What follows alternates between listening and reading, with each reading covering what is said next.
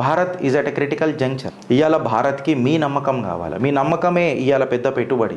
This is the biggest investment today.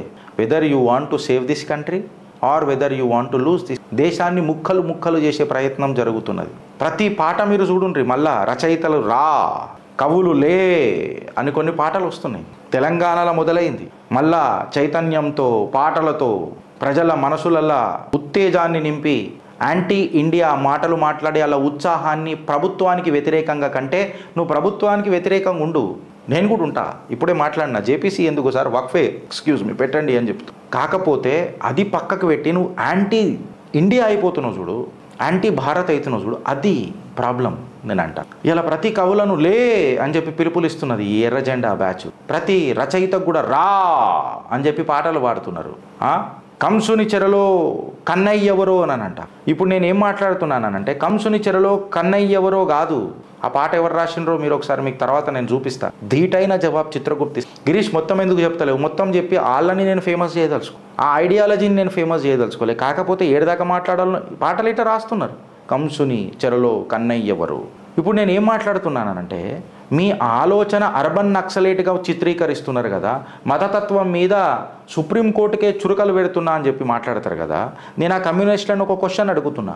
మీరు అడవులల్లా పాగా వేసుకొని కూర్చొని అడవులను విధ్వంసం చేసి ఆ కాడికి వస్తే అడవులను నమ్ముకున్న ఆ ఆదివాసీయులకు మీరు ఏం చేసిండ్రు అని చెప్తున్నా.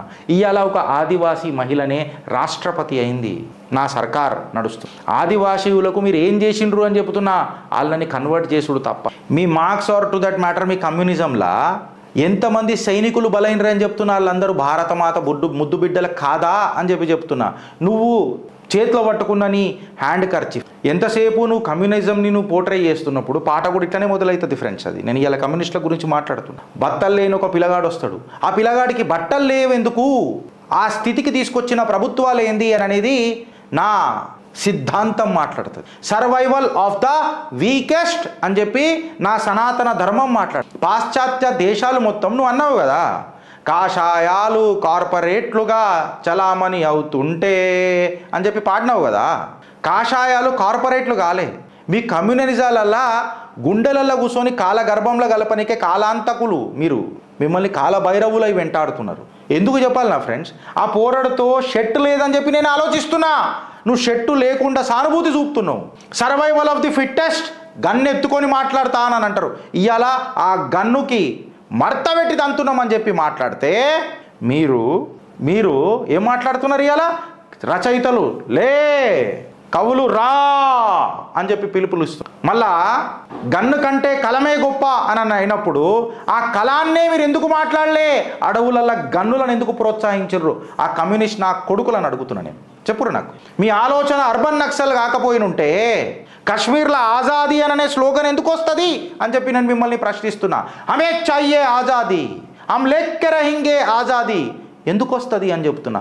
ఆదివాసీయులు క్రిస్టియానిటీ మతంలో ఎందుకు కన్వర్ట్ అవుతారు అని చెప్పి మిమ్మల్ని నిలదీస్తున్నా. నాకు ఆన్సర్ ఇయ్యండి. కంసుని చెరలో కన్నయ్య ఎవరో కాదు, కంసుని చెరలో ఆ కమ్యూనిస్టులే. ఆ కంసులు వాళ్ళ చెరల నుంచి తప్పించుకోనికే సొంత తల్లి నీకు దూరమై, నా పరంధాముడు దూరమై తర్వాత ఛాతి మీదకి వచ్చి చీరడికి వస్తాడు. అట్లనే వస్తాం, మీ పెంపకంలో మాత్రం ఉండం అని అనేది ఒక కథ వాళ్ళకు పెట్టాల. ఇప్పుడు దానికి దీనికి కల్పకూరి ఫ్రెండ్స్, వాళ్ళు రాసిన లిరిక్కి నేను చెప్తాను. ఆ కంసుడు చెరలో మేము ఉండం, ఆయన రాజ్యంలో మేము ఉండం. ఆయన రాజ్యంలకు బలమై బలగమై తిరిగి వస్తాం, బలవంతులమై తిరిగి వస్తాం, భారత్ మాత పుత్రులమై తిరిగి వస్తాం. మీ ఛాతి మీద కూర్చొని కంజర గుచ్చుతాం, ఇది పక్క. ఇవాళ బట్టలు లేని పోరడుతో నువ్వు సానుభూతి చూపుతున్నావు, ఆ బట్టలు ఎందుకు లేవు అని చెప్పి నేను మీ కమ్యూనిస్టులను.